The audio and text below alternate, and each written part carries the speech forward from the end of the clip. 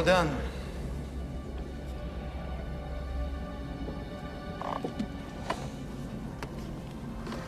In the mouth of madness.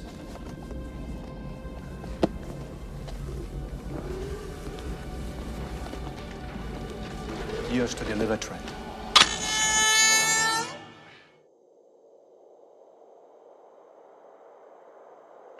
Bienvenue dans Dear Horror Movie, le podcast qui a le cœur à la bonne place, à savoir planté au bout de la machette du boogeyman.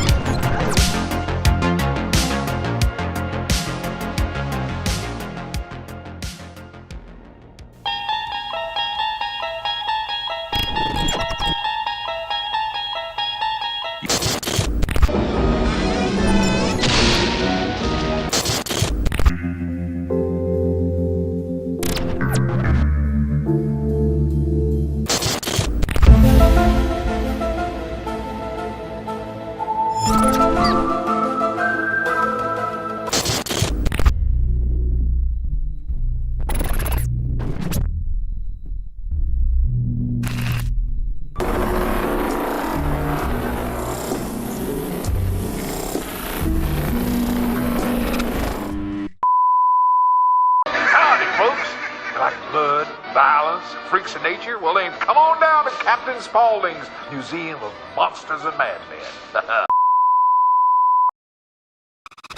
Salut Vivien, comment vas-tu ? Salut Romain, salut les gens, mais je suis tellement content de se retrouver et d'une, parce que ça faisait trop longtemps. On fait attendre un petit peu les auditeurs sur notre rétrospective Clive Barker. On les rassure, ça se fera un jour. On sait pas encore complètement quand, mais ça se fera, c'est promis. Mais le problème, c'est qu'entre deux, on discute entre nous, puisque nous sommes amis désormais. C'est officialisé, ça. Tu vois, c'est acté. Donc, du coup, on a des discussions, et puis les discussions amènent à des envies, et les envies nous amènent à aujourd'hui. Qu'est-ce que tu veux que je te dise ? C'est comme ça.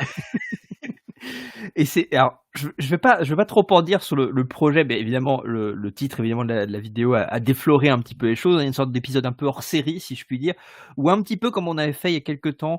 C'est en première saison, deuxième saison, j'en avais fait une par saison. On avait fait une sorte de petite incartade du côté du jeu vidéo.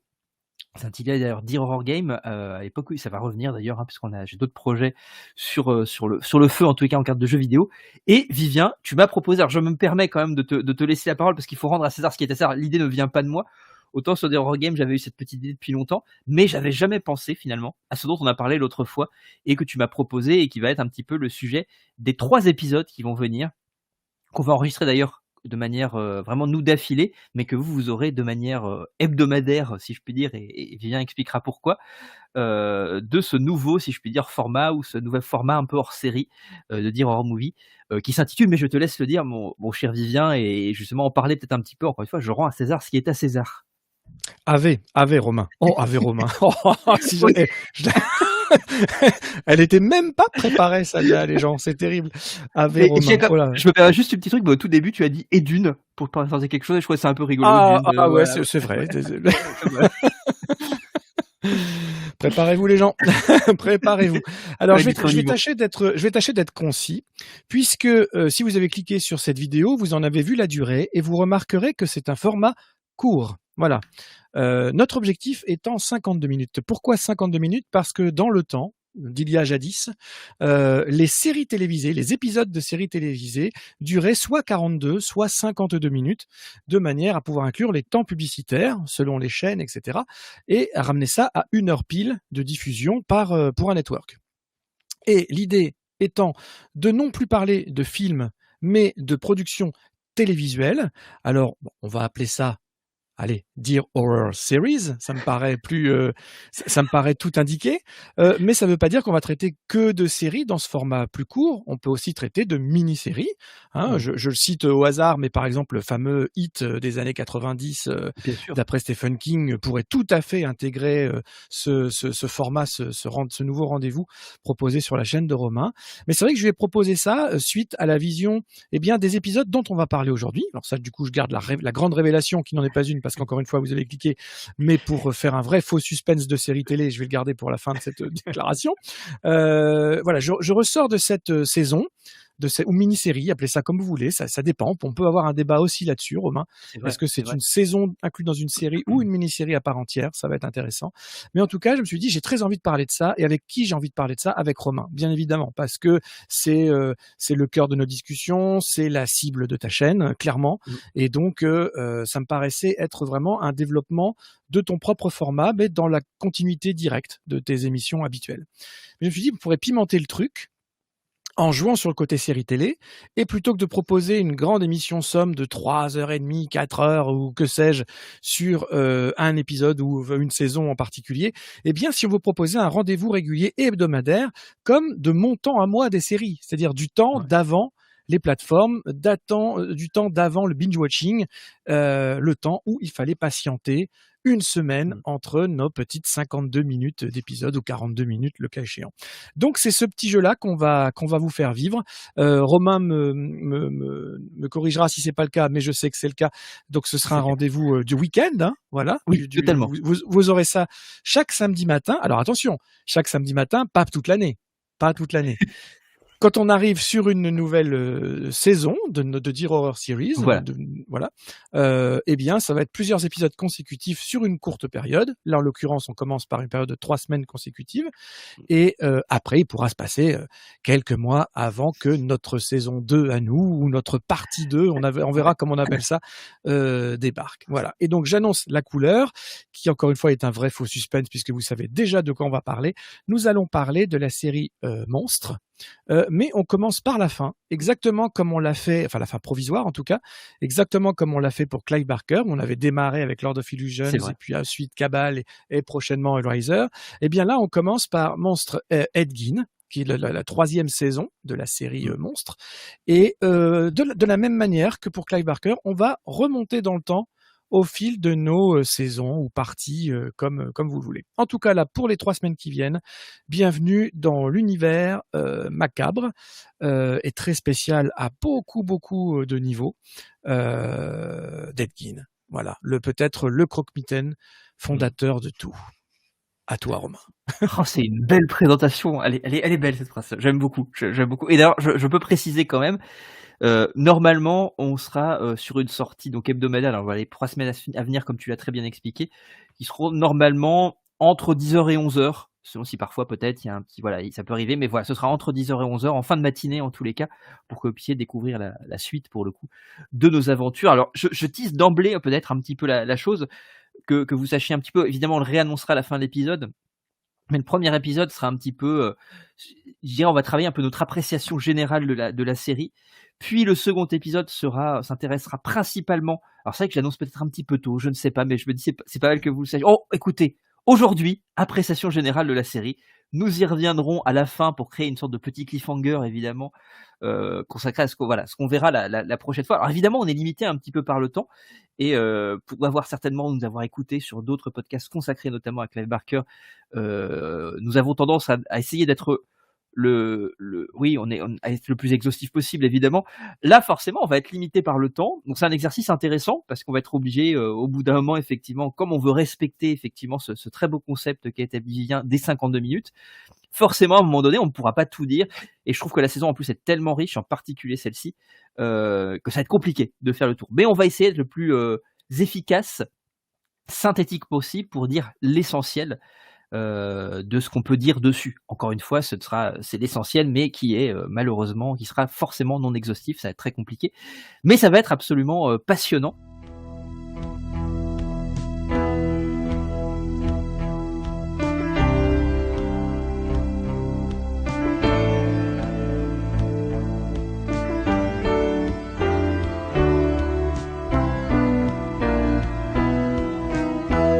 Et donc l'idée dans un premier temps, peut-être aussi, il y avait une question quand même que je voulais te poser, parce que je pense qu'il y a des gens aussi qui ne te connaissent peut-être pas et qui vont peut-être voir, qui vont tomber là-dessus et qui vont peut-être aller après peut-être de manière aussi rétrospective revenir sur les épisodes qu'on a pu faire sur Barker par exemple, en attendant justement le prochain. Comment tu te présenterais justement mon cher Vivien en quelques minutes, juste parce que ça me paraît quand même très important. Très, très brièvement, j'aime bien me présenter comme un passionné professionnel. Je trouve que c'est l'appellation qui me correspond le plus parce que c'est passionné d'abord. Et le fait que j'arrive à faire certaines choses qui me permettent de vivre de cette passion, c'est presque devenu du bonus. Parce que voilà, c'était l'idée, a toujours été de ne pas rester simple spectateur de quelque chose, mais d'essayer de construire quelque chose autour de ses œuvres, comme toi tu peux le faire à travers ta chaîne, par exemple. C'est exactement ça. Donc moi j'ai un gros parcours de journaliste. J'ai commencé il y a je sais plus déjà fin des années 90, donc il y a 25 ans, hein, en tant que chroniqueur pour un magazine consacré exclusivement à la musique de film, qui dans un premier temps s'appelait Dreams Magazine, qui est devenu Cinéphonia après, et dont je suis devenu le rédacteur. Voilà, échelon après échelon, je suis devenu rédacteur en chef de ce magazine sur les dernières années, et donc je me suis vraiment spécialisé là-dedans, musique et cinéma, et surtout musique au cinéma. Après l'arrêt de ce magazine, pour faire simple, j'ai intégré l'Écran Fantastique la semaine même de mon licenciement, enfin de l'arrêt du magazine, pas de mon licenciement, mais de l'arrêt du magazine. J'ai commencé à piger pour l'Écran Fantastique, ça a duré 15 ans, et donc là j'ai pu me consacrer beaucoup plus aux séries télé, justement, ce qui nous amène ce matin, et interviewer beaucoup plus de réalisateurs, comédiens, showrunners, auteurs, etc. Alors que mes premières années de journalisme étaient consacrées exclusivement ou presque aux compositeurs. Voilà. Et puis, il y a quelques années de ça, je fais vraiment très vite, on m'a offert la possibilité d'abord de coécrire 2 livres chez Inis Éditions, le guide des compositeurs de musique de film et le guide des séries de science-fiction, avec mon ami et ancien camarade de Cinéphonia, justement, Romain Dasnois. Et ça m'a donné des envies d'écriture, et j'ai pu partir ensuite chez Third Edition pour écrire mes 3 premiers livres en solo, qui sont donc Dune dans les creux et sillons d'Arrakis, suivi de Aux origines du Seigneur des Anneaux, de Tolkien à Jackson, et ensuite, on va dire un espèce de tome 2, aller et retour du Hobbit des mots aux images, pour être bien complet là-dessus. Et là, je suis en phase terminale, en phase terminale d'écriture, je rassure les gens. Petite joke sur mon 4e livre chez Third et mon 6e pour ma petite collection personnelle. Voilà, j'ai essayé de faire très simple. J'ai une émission radio sur la musique de film qui s'appelle Seriphonia sur VL Media, et puis je suis régulièrement, par chance, et je remercie tous ceux qui le font, invité sur YouTube, comme chez toi, Romain. Et vous pouvez retrouver tout ça sur une page YouTube qui s'appelle Wanted Vivi the Kid. Je crois que Romain, tu m'as proposé gentiment de mettre le lien, donc je t'enverrai ça et tu relayeras ça. Donc ce n'est pas une chaîne, mais bien une page où je répertorie sous forme de playlist toutes mes petites interventions à droite, à gauche. Allez, assez parlé de moi. Et voilà, par exemple, effectivement, tu es intervenu chez plein aussi de confrères, si je peux dire, chez Samir aussi sur Microciné. Ça peut être aussi ce soir pour le coup, parce qu'à l'heure où on enregistre cette émission, ce soir tu enchaînes avec un deuxième enregistrement de 3 heures. Chez le Beau-Parleur. Le Beau-Parleur. Oui, et ça fait longtemps aussi, et ça me fait plaisir de le retrouver, lui et les autres invités, puisque c'est la suite d'une série d'émissions. Voilà, ok. Et donc on peut dire le thème, puisque la thématique est oui. Je pense que l'émission sera sortie. Alors ce soir, on va parler de Star Trek Voyager. Voilà. Donc je me permettrai de mettre aussi le lien en description. Bref, je vais essayer de mettre tout un lien aussi, si vous voulez trouver la littérature de Vivien aussi, et je vous conseille de vous y pencher parce que c'est passionnant aussi. Donc voilà, vous savez où le retrouver. Il est partout finalement. Il est multicasquette. Donc allez, si je puis dire, fureter à gauche à droite et découvrir ces travaux passionnants. Et c'est pour ça, encore une fois, par rapport à ce que tu disais, le fait de travailler sur la série avec toi, moi, je me permets juste une toute petite intro rapide. Moi, je suis quelqu'un qui a tendance à fuir la série pour tout un tas de raisons, parce que je trouve, pour des raisons très triviales, c'est-à-dire que moi, je pense que moi, ça m'emmerde de m'engager sur une série qui a 5, 6, 10 saisons. Parce que sur ces 5-10 saisons, je pourrais voir quasiment un film par épisode à la place et me balader d'un univers à un autre, etc. plutôt que de rester, entre guillemets, si je puis dire, dans le même. Et en cela, justement, ça nous permet de venir à la série du jour. Moi, ce que j'aime beaucoup chez Ryan Murphy, puisque pour le coup, là, on a Ryan Murphy, Ian Brennan, qui sont donc à la tête de Monstres, et de 3 saisons en particulier. Moi, il travaille régulièrement sur l'anthologie. Je suis un grand adepte. Moi, j'aime beaucoup American Horror Story. En tout cas, peut-être qu'on y viendra un jour. En tous les cas, les 4 premières saisons et la saison de New York que j'ai découvert récemment, mais je vais la garder sous le coude parce que la saison de New York m'intéresse beaucoup par rapport à Monstres aussi, pour plein de raisons. Il y a un truc moi je trouve qu'il y a un truc très très poreux entre Monstres et la saison de New York en particulier. Et donc voilà, il y a un truc moi que j'aime dans cette idée de format anthologique. Alors j'aime bien quand c'est à l'échelle d'un épisode. Que ça, je pense à Black Mirror, mais on peut remonter au Conte de la Crypte, on peut remonter à Quatrième Dimension si on veut même. Masters of Horror, Masters of Horror, tout à fait. Et mais à l'échelle d'une saison, j'aime bien aussi parce que me dire voilà, je vais avoir 8-10 heures certes où je vais être dans le même univers, mais on va changer. Et j'aime bien ce truc-là de jumper d'un univers à un autre. C'est ce que je pratique en fait avec le cinéma. C'est ça qui me plaît dans le cinéma et dans le format long métrage. Mais la série me bloque. Sauf voilà effectivement cette manière qu'a Ryan Murphy justement de traiter l'anthologie. Moi, c'est un truc qui me plaît beaucoup. Et pour le coup, il y a un truc très héritier quand même dans Monstres de la démarche d'American Horror Story qui me plaît beaucoup. Ils avaient fait aussi American Crime Story aussi. Donc il y a tout ce truc-là en fait. Moi, j'aime vraiment beaucoup cette manière de travailler. J'ai découvert The Beauty récemment, alors qu'il n'est pas anthologie, mais que je trouve aussi intéressant la première saison. Donc c'est un mec que je suis depuis pas mal de temps. Nip Tuck aussi, j'avais regardé à l'époque. Alors, j'étais un petit peu jeune quand ça a commencé, mais j'ai vu plutôt les dernières saisons. Moi, ça avait vraiment bien matché avec moi.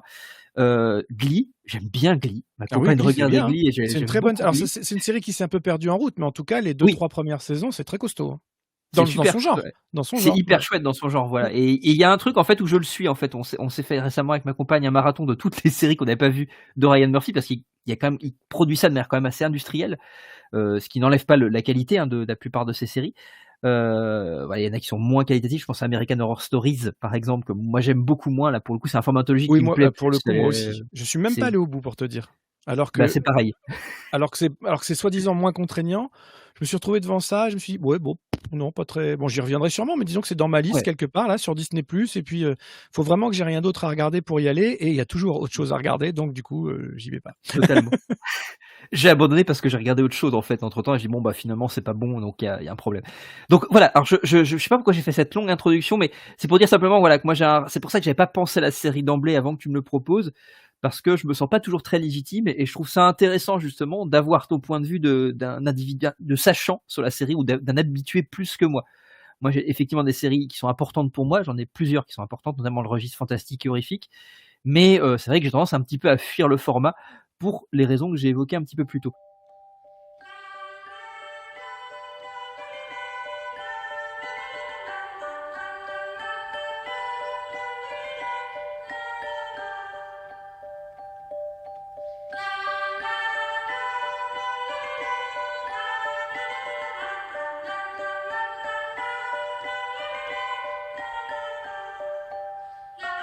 Alors peut-être rapidement de te poser la question, j'en profite avant qu'on rentre vraiment dans Edgin pour le coup, ton rapport à la série peut-être, même si bon pour le coup tu en as déjà parlé justement au format sériel, comme on a parlé de long métrage il y a quelque temps avec Barker, toi quel est ton rapport à ce format-là en particulier ? Il est très important, et depuis toujours. C'est-à-dire que moi je suis né dans les années 70, je suis un gamin des années 80-90, donc on va dire l'âge d'or des séries justement pas trop feuilletonnantes, des séries à l'épisode de la semaine, quoi, avec parfois un fil rouge qui continue, et puis surtout cette attente, cette appétence qu'on a pour alors là, il faut attendre une semaine pour avoir notre épisode. Donc c'est pour ça que j'ai voulu essayer de reproduire ça ensemble à travers ce format-là de Dear Horror Series, parce que c'est le format qui m'a bercé. Et je trouve que c'est un format important. Alors il y a encore quelques séries comme ça. En ce moment, on peut citer The Pitt, par exemple, qui cartonne sur l'univers médical avec Noah Wyle, et c'est un épisode par semaine. Et c'est assez agréable de retrouver cette attente-là, parce que surtout quand tu es jeune ou ado, eh bien ça prend tellement d'importance dans ta vie, bien plus que ça ne devrait en avoir d'ailleurs, mais ça c'est un autre débat.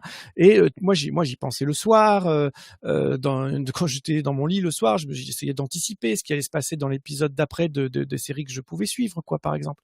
Donc voilà. Et puis il y a eu des séries fondatrices. Alors je vais pas m'étendre, hein, mais bon voilà, les séries fondatrices pour moi, il y a eu Twin Peaks qui a tout fracassé sur son passage. Oui. Mais avant ça, les aventures de Jenny Indiana Jones qui m'ont bouleversé à plein de niveaux. V qui a été la première série que j'ai collectionnée. Hein, j'enregistrais tous les jours les épisodes du temps de leur première diffusion, hein, sur France Télé et tout ça. Donc une des premières mini-séries à l'époque en prime time, et puis après c'est passé sur M6 avec les épisodes de la semaine pour la série proprement dite, quoi.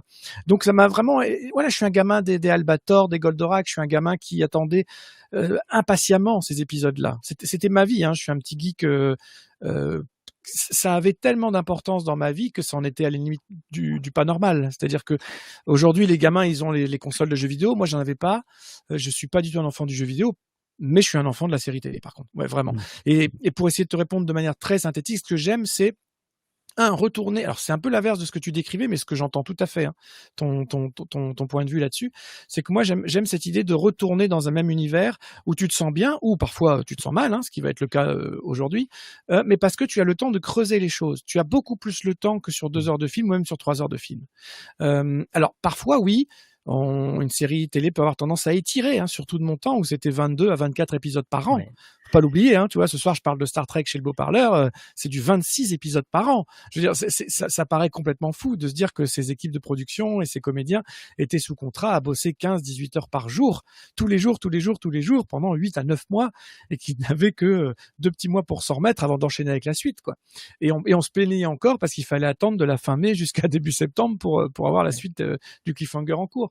Donc voilà, moi c'est pour ça que j'aime autant les séries télé, c'est d'abord parce qu'on peut vraiment creuser les personnages.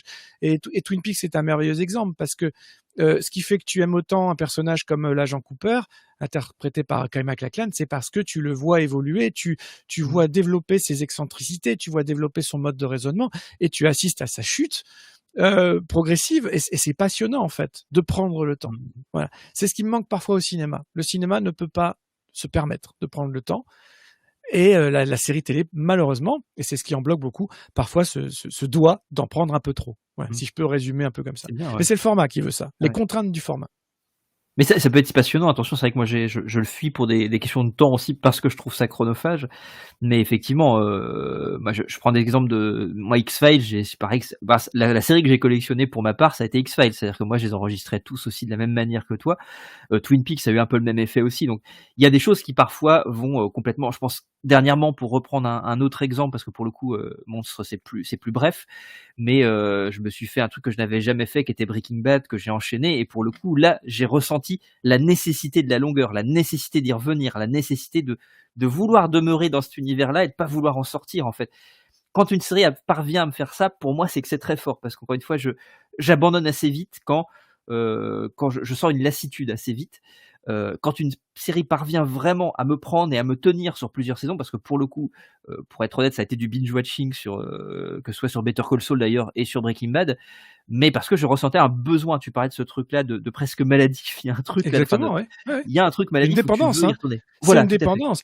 Et quand tu arrives au dernier épisode et que la série s'achève, pour le coup, Oui. alors l'expression est pas bonne, mais c'est l'expression, on parle d'un petit deuil. Parce que tu Oui, tout à perds fait. quelque chose, tu perds un rendez-vous, tu perds, pas des amis, hein, c'est pas ça, mais tu perds des personnages avec lesquels tu as pris l'habitude de passer du temps. Et Oui, sur plusieurs années. Je parlais d'urgence avec Émilie, ma compagne, hier. On a regardé ça pendant 15 ans. On a suivi pendant 15 ans. Ça paraît fou de se dire on a suivi un programme et des personnages. Alors certains partent, certains reviennent, enfin, voilà. Mais pendant 15 ans. Voilà. Et là, alors moi je regarde pas, mais quand je vois passer des saisons 22 de Grey's Anatomy, par exemple, je me dis mais waouh, qui regarde encore Grey's Anatomy? J'en connais, hein. Mais 22 ans après ses débuts. C'est fou. Je veux dire, c'est logique que tu aies ce sentiment de perte quand quelque chose comme ça s'arrête après si longtemps. Bah, il y a une forme de ritualité en plus, enfin, pour revenir au truc un peu séminal de la mort de Laura Palmer, qui est quelque chose d'un rituel autour duquel les Américains se retrouvaient, enfin une sorte de rituel, mais vraiment presque maléfique en fait. Bon là pour le coup c'est la partie un peu magique de Lynch aussi, et du côté magique de la série au sens maléfique du terme.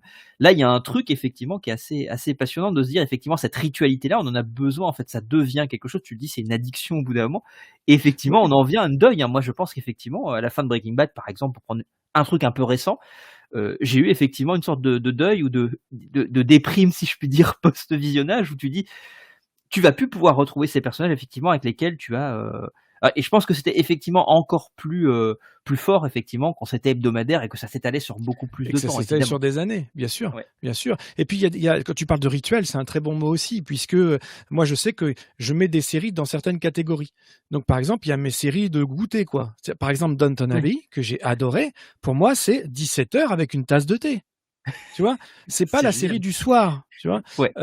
pour moi, la série du soir en ce moment, c'est pas compliqué. Je suis Monarch, par exemple, qui est donc dérivé de l'univers Godzilla, Kong, Oui. etc. Je trouve la série plutôt cool. C'est plutôt une série du soir, par exemple. Mhm. The Pitt, c'est le soir. Daredevil en ce moment, Born Again, c'est là, c'est dès que je peux. Alors c'est tout seul pour le coup, en Oui. vidéo proche, voilà, dès le mercredi quand ça sort, le matin, si je travaille pas ce jour-là par chance. Voilà, il y a les séries que je regarde tout seul, il y a les séries que je regarde avec ma compagne. Oui. Il y a les séries que Effectivement. je m'en fous de regarder sur mon téléphone. Il y a des séries, c'est à minima que sur la télé parce que c'est joli. Et il y a des séries, c'est forcément vidéo proche. Les Anneaux de Ouais, bien pouvoir, sûr. Daredevil, voilà, ce genre de vrai beau spectacle graphique. Et il se trouve que Ed Gein, je l'ai suivi en vidéo proche. Alors je te raconte Ok. pas l'effet que ça fait. Ouais. Mais je suis d'accord sur la question aussi effectivement du seul ou à deux ou du moment de la journée, hein. Moi, là actuellement, je suis pour petite parenthèse aussi, je découvre pareil une série d'anthologie que je trouve vraiment hyper bien. Mais pareil, j'aime bien aussi découvrir les séries sur le tard parce qu'il y a une sorte d'épiphénomène autour de la série quand elle commence. C'est pas la série qui est le phénomène, c'est tout ce qui se passe autour. Et j'ai tendance aussi à avoir une sorte d'esprit de contradiction quand c'est comme ça. Quand tout le monde aime, je vais la rejeter et je sais que je la rejetterai. Donc je préfère attendre un petit peu que l'épiphénomène de la hype ait disparu, se soit estompé pour découvrir. Là, par exemple, actuellement, je découvre Fargo, la série pour le coup qui est une Ah anthologie oui, aussi, oui, que je trouve de Noah Hawley aussi, que je trouve très très bon, très bien, hein. C'est très très bon. vraiment super bien. Et il y a un truc, bah, j'aime bien. Breaking Bad, ça a été le cas aussi. J'ai préféré attendre. Et ça a été le cas pour revenir à Monstre aussi. Monstre, j'ai attendu. C'est-à-dire que les 2 premières saisons, je les ai découvertes vraiment sur le tard, D'accord, bien c'est après en tous intéressant. les cas la sortie. Il y a juste effectivement ayant enchaîné les 2 saisons, quand la 3e est arrivée, dans la foulée, je me suis senti, si je peux dire, dans le besoin pour le coup, pour revenir sur la question de besoin, de continuer et d'enchaîner malgré tout. Mais j'ai tendance effectivement à prendre un petit peu ce truc-là, à dire j'attends que l'épiphénomène soit passé pour vraiment m'intéresser au phénomène qu'est cette série-là, plutôt que d'entendre tout ce qu'il y a autour et qui va forcément parasiter mon visionnage et que j'aime pas trop parce que, mais bon, c'est toujours la question des attentes, et cetera, que ça peut produire, et puis effectivement de mon esprit de contradiction qui aime bien dire le contraire de ce que les gens pensent, parce que juste pour le plaisir. Et c'est totalement inconscient, je suis désolé.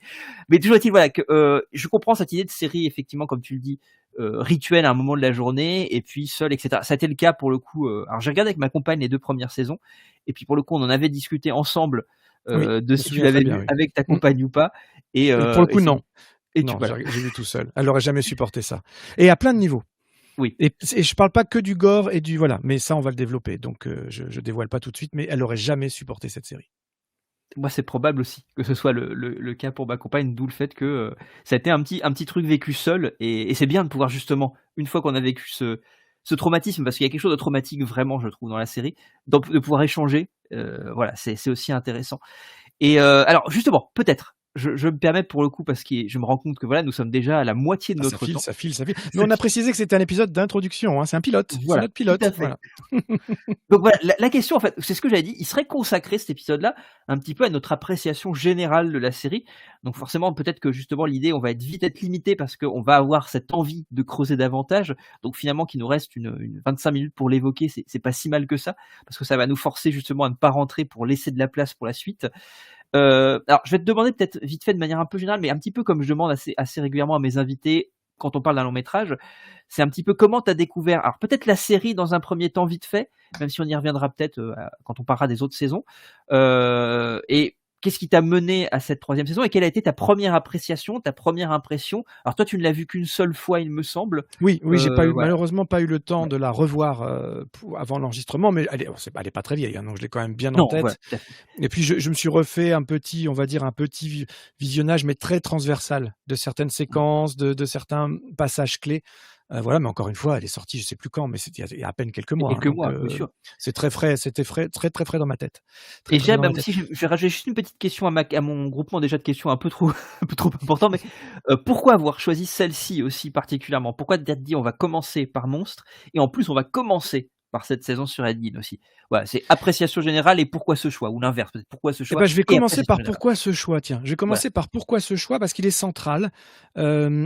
J'ai remarqué, c'est pas facile, c'est pas difficile, hein. Il suffit de lire un peu les critiques ou aller un peu sur YouTube à droite à gauche pour se rendre compte que des 3 saisons de la série Monstre, celle consacrée à Ed Gein, donc la dernière en date, est souvent considérée comme la moins bonne.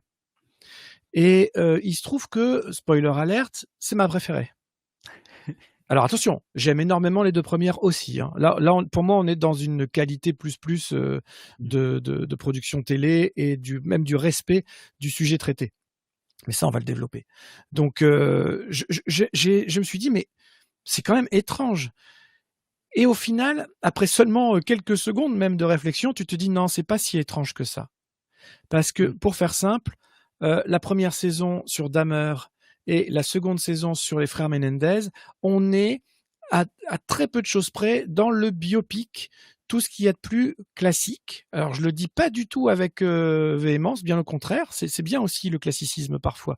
Il y a des sujets qui méritent qu'on les traite de façon basique, dans le sens où il faut respecter les faits, respecter les prises de position qu'on peut avoir et respecter ce qui s'est passé, la mémoire des défunts et préserver un peu ceux qui sont encore en vie aussi éventuellement sur ce type de programme, hein, j'entends. Bien sûr. Donc, je me dis, évidemment, quand Ed Gein arrive, la série, pour pas en dévoiler trop, est quand même très extrême dans ses approches. Je vais les mettre au pluriel.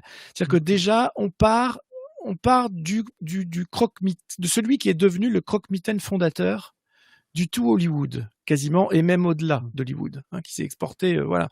On va y revenir, mais sans Ed Gein, il n'y a pas de Psychose, sans Ed Gein, il n'y a pas de Massacre en tronçonneuse, sans Ed Gein, il n'y a pas de Silence des agneaux, pas tout à fait, et bien d'autres, quoi. Hein, voilà. Mais quand on rentre un peu dans l'histoire véritable d'Ed Gein, ce que l'on fera à l'occasion de nos futurs épisodes, on se rend compte que cette saison s'éloigne, pour le coup, énormément de la vérité. Alors, elle comporte quasiment toutes les vérités sont dans la série, cependant, mais viennent s'ajouter tout un tas, mais colossal, de supputations, d'élucubrations, de mise en illustration même, voilà, d'improvisation purement artistique, mais non sans raison à chaque fois, qui viennent se greffer et s'ajouter aux éléments réels. Donc, c'est une saison dangereuse, dans le sens où, pour qui voudrait la prendre pour argent comptant et comme un biopic de base, ce qu'il est très facile à faire, on peut très facilement prendre cette saison pour un biopic de base, si on se renseigne pas un peu et si on n'essaye pas d'avoir cette autodiscipline de double lecture du programme qu'on nous soumet. Donc je peux comprendre que la série soit considérée comme dangereuse, voire même pas bonne, parce que finalement, pas véridique. En tout cas, pas totalement véridique. Voilà, donc ça c'est le pourquoi j'ai eu envie qu'on s'y intéresse tous les deux en premier, parce que des 3 saisons, c'est celle qui soulève le plus de questions. Et donc je pensais que c'était pas mal pour les premières émissions qu'on ait toutes ces questions-là à se poser justement. Et de deux, c'est ce que j'ai dit en tout début d'émission, on avait commencé à introduire un peu ça entre nous avec Clive Barker, et je trouvais ça marrant que entre nous on reproduise ce format du à reculons. Allons-y. Dans l'ordre du désordre. J'aimais bien cette perspective-là. Voilà. Pour pas faire trop long, voilà ma réponse. Non, c'est très intéressant. Et alors, justement, j'en profite pour, après, tu l'as déjà un petit peu dit, mais ton appréciation générale, donc, en même temps, tu l'as déjà un petit peu amené en réalité, je vais faire très court. J'ai énormément aimé les 3 saisons. Énormément aimé les 3 saisons. Chacune pour des raisons différentes. Voilà. Et ce qui est marrant, c'est que j'ai toujours trouvé la saison suivante supérieure à la précédente. Voilà. Ouais, j'ai préféré les Menendez à Dahmer. Alors mais attention, à chaque fois, je remets la barre très haut. Hein, c'est-à-dire que j'ai beaucoup aimé Dahmer. J'ai adoré les Menendez et on va dire que j'ai suradoré Ed Gein pour ce qu'il amène justement de plus et pour le challenge qu'il te propose en tant que spectateur. Mais c'est bien que tu parles de challenge. Il y a vraiment des velléités à vouloir encourager le spectateur à s'élever, en fait, à être actif et à pas être justement comme il regarde.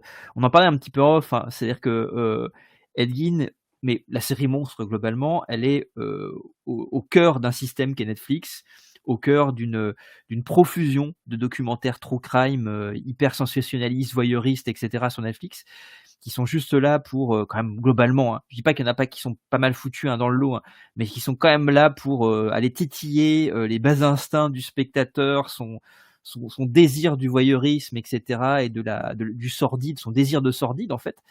Et là il y a une série moi que je trouve complètement. Alors j'ai lu des choses qui considéraient que la série était sordide, était voyeuriste. Alors qu'en réalité, elle ne fait que l'inverse. En fait, c'est un questionnement. Elle renvoie le Ah oui, spectateur à sa totalement. responsabilité de spectateur qui regarde ça et qui se repaît de cette violence, qui se repaît de ce sordide.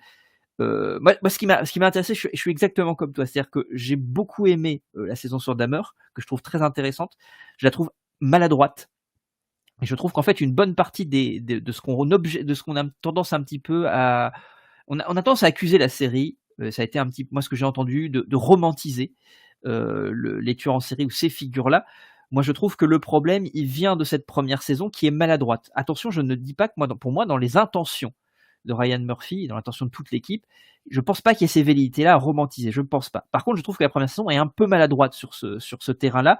Elle cherche ses marques. Alors moi, je peux pas l'accuser de le faire parce que je vois trop d'éléments, on en reparlera, qui témoignent de l'inverse. Vraiment, j'en vois beaucoup trop, mais c'est un peu maladroit. Je trouve que la deuxième, elle prend plus que ses marques, elle commence vraiment à gérer ses questionnements, à gérer ce qu'elle renvoie au spectateur, à s'amuser de manière effectivement un peu vicelarde et ambiguë avec le spectateur, mais elle le fait de manière hyper louable et hyper légitime. Et cette troisième saison, je trouve qu'elle a trouvé le ton parfait, elle a trouvé le lieu parfait. Il y a un truc, alors, à tel point que moi je me questionne sur qu'est-ce que fera la saison suivante, qui est déjà prévue pour le coup. Oui, Moi je sur me questionne une vraiment. femme d'ailleurs. Hein. Sur une C'est femme pour le coup. voilà, ouais, ça va être assez passionnant à voir. C'est une vraie question que je me pose, c'est comment ils vont pouvoir justement outrepasser ça. Effectivement, moi ce qui est intéressant, c'est quand effectivement tu lis ce qui a été dit sur la série, c'est qu'il y a un truc c'est l'inverse. On est vraiment d'une contradiction totale par rapport à notre ressenti à nous. Où moi j'ai entendu parler, voilà, la première géniale, la deuxième un peu moins bonne et la troisième, moi j'ai vraiment vu des trucs comme quoi ce serait vraiment très mauvais, alors que moi je pense effectivement tout l'inverse. Moi, ce qui m'intéresse dans la série, mais alors j'ai peur d'empiéter un petit peu ce qu'on s'en dira plus tard, mais c'est cette manière justement que c'est une série qui n'est pas dans la romantisation de la figure du tueur, mais qui est dans la réhumanisation. Et moi je pense qu'on fait un amalgame entre humanisation, ou je dirais même réhumanisation, puisque je dirais qu'en réalité ces individus-là, ces criminels, sont des humains dont on a fait déchoir, on les a fait déchoir de leur statut d'humain parce que ça nous rassure de les éjecter dans la monstruosité et de dire c'est extérieur à nous, c'est pas comme nous, etc. Et l'idée, c'est quand même de les réhumaniser. Et je pense que moi, la note d'intention derrière qui est de dire, et là je spoil un tout petit peu par rapport à ce qu'on dira plus tard, mais je fais juste une parenthèse parce que pour moi c'est important, le final de la saison sur Ed Gein, lorsque véritablement, et moi je trouve que c'est la première fois vraiment dans la série où j'ai eu une vraie empathie pour le personnage. Et là, je parle pas de pitié ou quoi que ce soit qui serait encore une fois essayé de se placer à l'extérieur d'eux. Là, j'ai une empathie, je ressens ce que le personnage ressent. Et j'insiste sur le terme personnage, parce que pour le coup, là, on a un travail, effectivement, énormément qui est... le personnage est beaucoup modelé par la fiction, évidemment. Mais moi, quand je vois ce truc-là, je vois la note d'attention, en fait, directe, qui est de te dire, je vais te faire ressentir à toi de l'empathie pour ce personnage-là, ce que lui ne peut pas ressentir. Et peut-être que cette distinction entre toi et lui, c'est pas je suis un être humain, c'est un monstre, il est à l'extérieur de l'humanité, mais moi je suis capable de ressentir de l'empathie pour lui, ce que lui n'est pas capable de faire vis-à-vis de ses propres victimes, dans un contexte donné, parce que tout un tas d'éléments qui ont amené, que ce soit des éléments, pour le coup, la schizophrénie chez Ed Gein, ou les traitements qu'il a subis petit, la relation avec sa mère, etc. Tout ce qui a de fiction en plus dedans, et de porosité entre lui, entre son histoire à lui, dont il a été dépossédé par les films plus tard, parce qu'il y a un truc super, il y a un dialogue à la fin génial qui est très bref, entre lui et l'infirmière, qui lui dit finalement il serait peut-être temps, parce que tu vas mourir, que tu racontes ce qui s'est réellement passé, parce qu'on a raconté tout un tas de choses qui ne sont pas vraies sur toi. Il y a aussi tout un tas de choses horribles qu'on n'a pas racontées sur toi. Donc ce que je trouve génial, c'est de te dire, tu vas avoir de l'empathie, mais on te montre à quel point ce personnage, il est horrible, il est abject, il a produit des trucs, et pourtant tu vas en avoir. Parce qu'encore une fois, c'est ce qui fait l'essence de ton humanité, c'est ta capacité à, malgré tout, ne pas excuser, mais à pouvoir être en capacité parfois d'expliquer, à être mettre à la place d'eux. Contrairement, encore une fois, à lui, qui, lorsqu'il tue, ne peut pas se mettre à la place d'eux, parce qu'il ne fait que réifier les corps, etc., etc. Et je trouve ça passionnant. Alors j'étais un petit peu trop loin parce qu'on va en parler après, mais en fait pour moi c'est hyper important dans le ressenti que j'ai eu de la série. En fait, c'est ce truc-là de me dire, je comprends la démarche. Et cette réhumanisation, pour moi, elle est absolument nécessaire parce qu'elle permet, encore une fois, de mettre en exergue de manière viscérale et de manière empirique notre humanité. Qu'est-ce qui, encore une fois, parce que c'est la question du monstre, c'est où commence mon humanité, où s'arrête-t-elle, etc. Là, on te montre de manière très claire où s'arrête, si je puis dire, l'humanité et où commence la monstruosité, tout en considérant que la monstruosité appartient à l'humanité. Seul l'homme est capable d'être monstrueux, d'être inhumain. Donc voilà, pardon, c'est une longue parenthèse, un peu un tunnel, mais voilà, c'est comme ça que je le ressens beaucoup. Mais c'est super parce qu'en fait, non, en fait, t'es pas allé trop loin. On reste dans le cadre de notre premier épisode un peu généraliste sur le pourquoi on est sensible à cette saison ou pas. Et c'est là le cœur du truc. C'est en fait, et c'est aussi pour ça que je te rejoins et que je l'ai autant aimé, c'est que il y a rien de plus horrible que la réalité finalement. Il y a rien de plus horrible que la réalité. Et pour pouvoir la supporter, on a besoin au mieux de carrément l'effacer, ou alors de la vampiriser, ou de la diaboliser plutôt, cette réalité. Comme tu disais, ce ne sont plus des hommes. Voilà. Ed Gein n'est plus considéré comme un homme, et d'ailleurs, la série porte le nom de monstre. Oui. Le titre principal, c'est Monstre. On les catalogue comme monstres. Moi, j'ai envie de faire un petit parallèle avec la série Hitler, la naissance du mal, qui a été produite, je crois, au début des années 2000 et qui avait été notamment amputée de 45 minutes lors de sa diffusion sur TF1, parce que c'était 45 minutes qui humanisaient le personnage dans le sens où on en apprenait beaucoup plus sur sa jeunesse, sur les rapports compliqués avec son grand-père, etc. Enfin, tout ce qui pouvait faire en sorte qu'on ait, à défaut d'empathie, au moins un minimum de compréhension envers le personnage historique qu'il est devenu, fallait que ce soit gommé. Voilà. Pour ne pas que le public lambda puisse ressentir justement ce côté humain d'Adolf Hitler. Voilà. Et je cherche pas du tout à avoir un débat là-dessus ici, mais on est exactement dans le même cas de figure. Ed Gein est-il un monstre ou un être humain en incapacité d'interagir avec ce qu'on va considérer comme étant la normalité? Voilà. Et c'est là où ces questions-là sont très bien posées au sein même de la série. Et on faisait le rapprochement, tu venais de faire un rapprochement qu'on faisait déjà en off tout à l'heure sur les côtés Netflix, True Crime, etc. Moi, pourquoi je regarde les True Crime? Alors, effectivement, on entend cette notion de voyeurisme, voilà, réveiller les bas instincts, etc. Pas du tout. Moi, je suis assez fasciné par les True Crime parce que c'est justement hors de ma portée. Ouais. Et quand je finis une série de documentaires de True Crime sur un tueur en série, ou même pas forcément un tueur en série, mais un crime tout court, tu te dis, mais comment quelqu'un peut basculer au point d'en arriver là et de commettre toutes ces choses? Et c'est tellement hors de ma portée que ça me fascine pas du tout. Mais ça m'interroge. J'ai ce besoin de me dire, mais ouais, c'est possible en fait. C'est possible. Y avait un de ceux qui m'a le plus marqué, c'est, comment il s'appelle? Nightcrawler, je crois, sur un tueur en série en ville, je crois que c'était à New York. Et alors lui, il s'attaquait à tout le monde, c'est-à-dire une vieille dame, une petite fille, un petit garçon, tout le monde y passait. Il y avait aucune logique, et c'est pour ça qu'ils ont eu tellement de mal à le trouver. Et au final, le mec est arrivé avec des récits d'antéchrist, des voix du mal, et puis la parole de Satan, et puis ce discours qu'ils ont un peu tous, et qu'on va retrouver chez Ed Gein. Ça, on en parlera plus à l'occasion d'un autre épisode. Mais voilà, donc c'est pas forcément de la fascination. Mais je comprends pourquoi les gens ont cette tendance à vouloir mettre dans cette case dite de fascination les gens, comme nous, comme toi, qui regardent ce type de programme. Alors, effectivement, le problème, c'est que parmi la masse de spectateurs Netflix, puisque là, on est 100% sur Netflix, eh bien, oui, il va certainement y avoir un ou deux tarés dans le lot, hein. Alors, qui passeront pas forcément à l'acte, mais qui, à minima, peuvent prendre du plaisir à regarder tel type de scène, hein.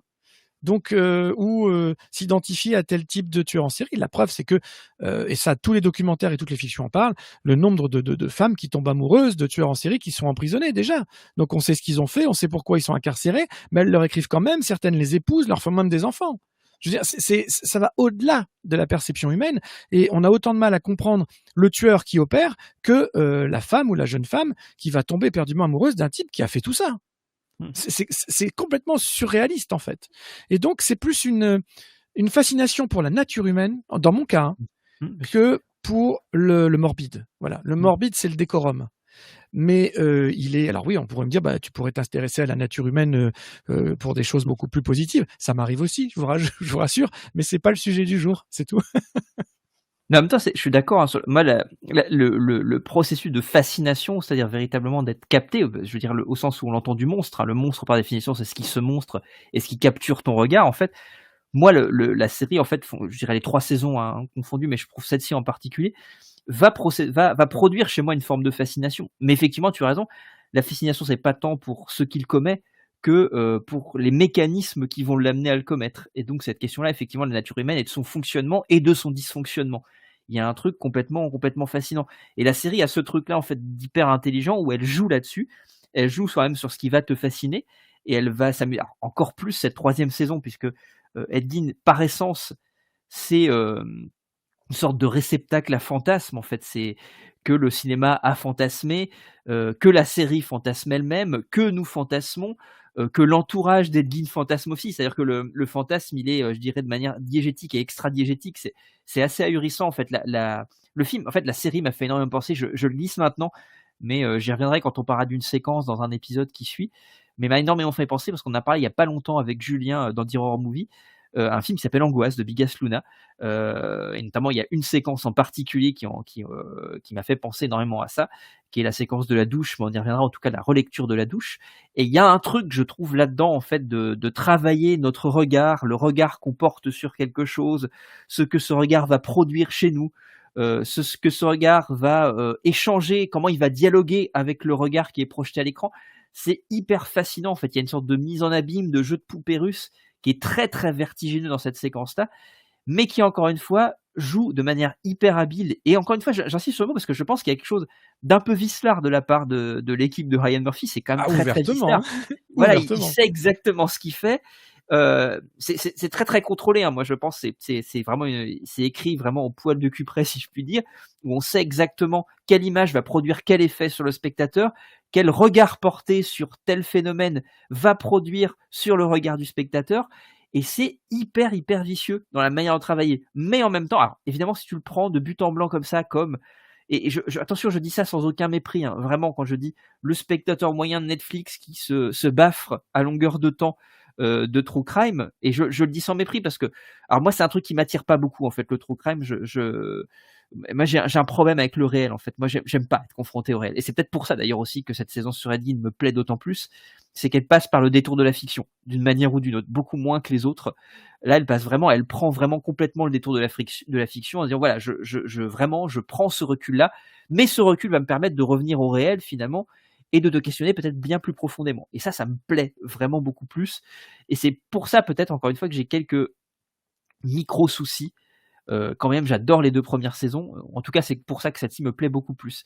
Il y a ce truc-là, moi, le true crime, c'est quelque chose qui, alors, à l'exception de quelques documentaires sur les sectes, qui est un sujet qui me fascine vraiment, mais parce que les mécanismes psychologiques qu'il y a derrière m'intéressent.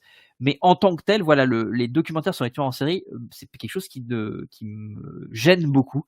Parce que c'est le réel parce que c'est vrai. Voilà, parce que c'est vrai. Parce que c'est vrai. Tout simplement. Parce que c'est vrai. C'est hyper choquant. Si je devais faire une synthèse des 3 premières saisons, je dirais que la première saison, donc sur Dahmer, c'est une saison qui raconte. Oui.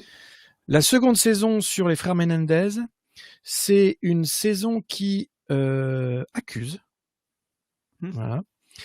Et la 3e saison sur Ed Gein, c'est une saison qui interroge. Voilà. Oui, et je trouve que c'est formidable parce que ils ont su choisir. Je dis au pluriel parce qu'on a tendance à mettre tout sur Ryan Murphy. Et oui. Je veux pas dire de bêtises, mais sur la 3e saison, il est vraiment producteur exécutif, mais il est pas à l'écriture. Il est pas, voilà, il est beaucoup moins présent. Bon, après, ça reste du Ryan Murphy, donc il supervise tout. Mais c'est moins son travail que celui de ses collaborateurs sur la saison. Je suis d'accord. Donc il y a aussi une rupture de ton en termes de production pure. Et donc je trouve que c'est fascinant d'avoir choisi comme ça des portraits qui ont tous en commun d'avoir tué des gens, mais de manière très différente.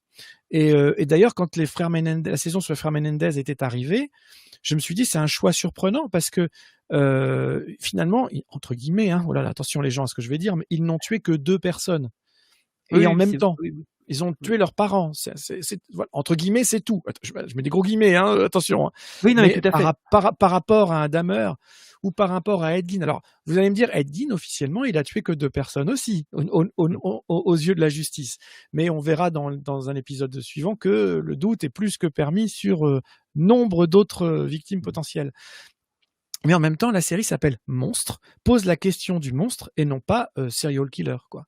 Donc, du coup, les Menendez ont toute leur place là. Et ce qui est formidable dans le cas des Menendez, mais là, c'est juste une petite ouverture vers une de nos saisons futures, c'est que la série, le développement de la série et la diffusion de la série a permis un revirement juridique réel suite à, pour le coup, on peut le dire, l'empathie du public envers les deux personnages dans la série, mais du coup les deux personnes, les deux frères Menendez dans la réalité, où en fait la série, en grosso modo, pose la question de la motivation, quoi. Est-ce que quand on a été à ce point traumatisé enfant et que c'est avéré, parce que le problème c'était de prouver ces traumatismes d'enfance, d'adolescence, est-ce que ça peut, à défaut de justifier, au moins, encore une fois, comprendre l'acte. Voilà. Et encore une fois, c'est un acte qu'ils n'ont pas reproduit sur d'autres personnes. Alors après, ils étaient incarcérés, hein, ils auraient eu du mal, mais bon, voilà. Toujours est-il que, suite à la diffusion de la série, des nouveaux éléments ont été trouvés, ça j'y crois pas, parce qu'à mon avis, ils existaient depuis un moment, mais en tout cas, ont été exposés. Et là, les deux frangins, on parle d'une remise en liberté. Suite à des voilà, donc la fiction, donc la réalité a inspiré une fiction pour le coup fidèle, et cette fiction fidèle va peut-être, on n'en est pas encore là, mais peut-être débouler sur une concrétisation concrète, hein, voilà, c'est concrète, pardon, mais je veux dire un acte juridique concret, légal, voilà, d'une remise potentielle en liberté suite aux années déjà faites de prison, je veux dire. Et donc c'est hyper intéressant. Et dans le cas d'Ed Gein, là, on va s'ouvrir une porte pour la suite, mais c'est tellement devenu, pour reprendre le mot que tu utilisais dans nos conversations privées, une série poreuse. C'est-à-dire que moi, j'ai rarement vu un programme qui part justement du true crime pour en arriver au tout fiction. Puisque finalement, c'est une saison plutôt, qu'on va découvrir à 80% fiction et à 20% réaliste. En fait, et c'est ça qui a certainement dérouté la plupart des spectateurs. Et d'ailleurs pour moi c'est le principal argument que j'accepte d'entendre. Quand on me dit la saison est mauvaise, elle est ratée, si on me dit parce qu'elle n'est pas réaliste et qu'elle ne reflète pas la réalité et qu'elle invente beaucoup de choses, bah oui, je suis obligé de me ranger. Oui, c'est vrai. Après, est-ce que c'est grave ? Non, parce qu'on est dans le cadre d'une fiction. Et pour continuer dans ce côté généralisation série télé. Par exemple, moi, il y a une série dans un genre très différent que j'ai pris passion à suivre, c'est Vikings. Mais Vikings, c'est pareil, c'est bourré d'éléments historiques réels, recompilés, réagencés dans un environnement fictif total. Parce que, aucun historien n'était présent sur place, donc les dialogues, faut bien les inventer, les situations, faut bien les inventer, et puis les événements aussi, faut bien les condenser un peu. Donc on va attribuer certains actes de bravoure à tel personnage plutôt qu'à un autre, parce que ça arrange le recréateur, j'ai envie de dire, enfin le créateur de la série, qui est le recréateur de l'histoire réelle. Mais il faut jamais oublier qu'on est dans le cadre d'une fiction. Voilà, le même showrunner avait fait les Tudors avant. Donc on a pu voir toute l'histoire d'Henri VIII, etc. Moi j'ai trouvé ça passionnant, mais il fallait prendre pour ce que c'était. C'était presque un soap-opéra du temps d'Henri VIII. Voilà. Alors avec bourré d'effets réels, enfin d'instants historiques avérés, mais dans un embrouglio de choses inventées par nécessité, pas inventées pour faire du sensationnalisme. Dans le cas d'Ed Gein, on invente pour exprimer ce sensationnalisme, pour interroger ce sensationnalisme et pour expliquer pourquoi le cinéma s'est autant emparé d'un caractère comme celui du véritable Ed Gein. Qu'est-ce qui a fait qu'il a fasciné l'Amérique à ce moment-là et qu'il y a eu toutes ces dérives-là. Voilà. Et pour mieux l'exprimer, les showrunners, du coup, je vais arrêter de dire que Ryan Murphy, mais les showrunners ont eu cette idée brillante de passer de réalité à fiction et de fiction au pluriel, c'est-à-dire qu'il y a la fiction de la série Monstre qu'on nous raconte et qui revisite les fictions comme Psychose, Massacre à la tronçonneuse, etc., voire jusqu'à Manhunter dans le final. Ça, voilà, c'est spoiler alert pour les épisodes futurs, mais ça va très très loin dans l'interrogation du médium, de ce qu'est une fictionnalisation de la réalité. Voilà. Et c'est ce qui m'a vraiment fasciné. Et au-delà de ça, une qualité d'interprétation, mais ça c'est valable pour les 3 saisons. Voilà. Je Oui, trouve enfin, oui, je suis d'accord. que voilà, il y a une qualité d'acting, que ce soit sur Dahmer, les deux frères Menendez qui sont presque plus vrais que nature, voilà. Et là, Charlie Hunnam en Ed Gein. Moi, Charlie Hunnam, c'est un acteur que j'aimais beaucoup depuis ses tout débuts quand il était tout jeune dans Queer as Folk en Angleterre, et puis après Sons of Anarchy, etc. Voilà. Et de voir autant de rôles variés. Je pense à son Roi Arthur aussi chez Guy Ritchie, ou Pacific Rim chez Del Toro, voilà. Donc, et le voir arriver là en Ed Gein. Et là aussi, lui aussi, il a été critiqué parce que, soi-disant, la voix était pas la bonne, etc. Mais là, je vous spoil la suite de nos aventures, les amis. Mais alors c'est génial parce qu'on arrive on arrive presque aux 52 minutes. Je me permets juste un tout petit truc avant de passer au deuxième épisode, ou en tout cas de teaser et de faire notre petit cliffhanger. Il y a un truc par rapport à ce que tu disais sur la question de toujours interroger le fait qu'on soit face à une fiction. On parlait de Fargo tout à l'heure. Je trouve que le carton diégétique ironique qu'on a, que ce soit dans les films des Cohen ou dans ce qu'on a fait Noah Hawley sur la saison, de revenir sur le fait que c'est inspiré de faits réels. Moi, je trouve qu'il y a un truc hyper intéressant. Non, alors évidemment, il ne le fait pas. Pour le coup, c'est ça qui est intéressant. Il perd Dans encore Fargo, il plus le fait le pas. truc. Oui. Voilà, et c'est ça qui est assez passionnant, c'est-à-dire qu'effectivement, rappelez-vous que vous êtes devant une fiction, et quand même la fiction vous dit qu'elle n'en est pas une, cela demeure de la fiction. Et puis bon, après, c'est toute la question qui peut aller très loin. Sur la question du documentaire, je rappelle que même quand vous regardez un documentaire sur Netflix, Mais même, le documentaire, c'est de la fiction, parce que c'est un choix, parce qu'il y a une écriture au moins au montage, mais il y a une écriture avant le montage, parce que c'est la troisième, le montage. Donc forcément, et c'est encore une fois un point de vue porté, c'est un regard porté sur le monde, donc forcément, ce n'est pas le réel. Donc il y a toujours une dimension qui est de l'ordre de la fiction. Effectivement, c'est plus ou moins poussé. Tu l'as dit, il y a un renversement par rapport à la troisième et la deuxième saison, la première et la dernière saison. Tu l'as très bien dit. Je pense que 80-20, c'est ça. Là où à l'inverse, effectivement, on pourrait renverser totalement le ratio sur la première en disant qu'on a 80% de réalité et 20% de digression. Pas d'édulcoré, mais encore une fois, par nécessité. Oui. Il faut bien écrire des dialogues, il faut bien imaginer ces situations dont on a finalement que la finalité. Voilà, on a les photos d'une scène de crime, on a les rapports de police, on a les témoignages d'éventuels survivants. Et après, dans le meilleur des cas, on a le procès, mais personne n'a vécu, à part le tueur et sa victime, ces moments-là.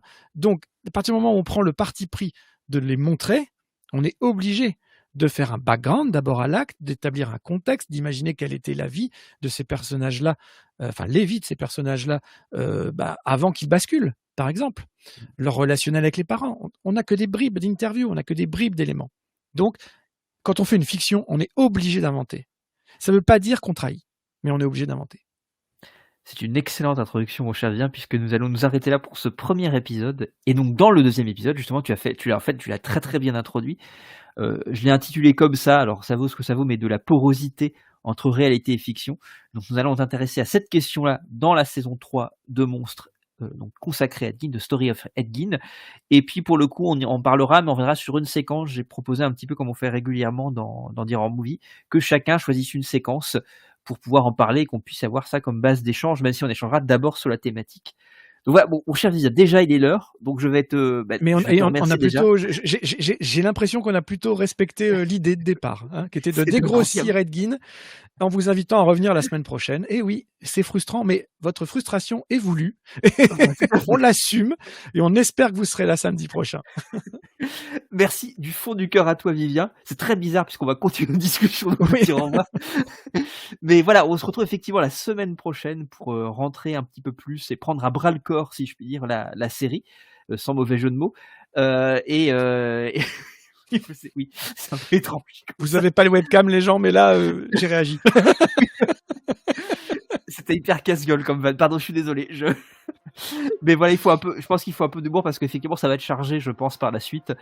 Et merci, Vivien. Merci du fond du cœur. Non, merci à toi. À très très vite. À la semaine prochaine. Salut, à la semaine prochaine.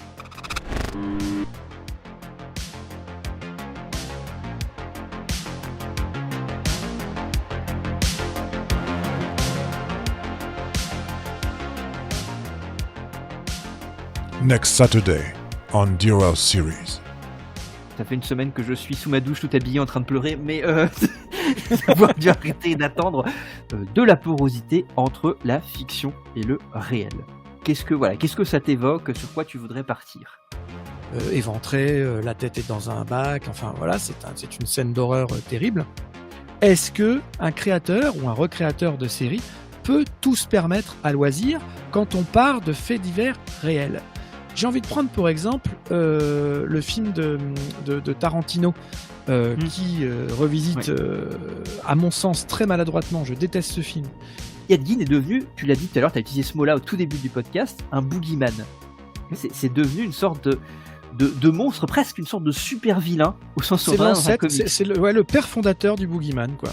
Et bien toi, en tant que spectateur, à toi de faire le boulot. Mais dès qu'on te dit ça, tout ce que tu vois, tu dois le remettre en question. Parce que, est-ce qu'on est dans la narration des showrunners ou est-ce qu'on est dans la tête de ce Ed Gein qu'on nous montre ? Je vais très vous bien. lire un petit bout du rapport psychiatrique. Là, c'est plus Ed Gein qui parle, ce sont les professionnels. Donc, je vais vous lire un bon petit bout.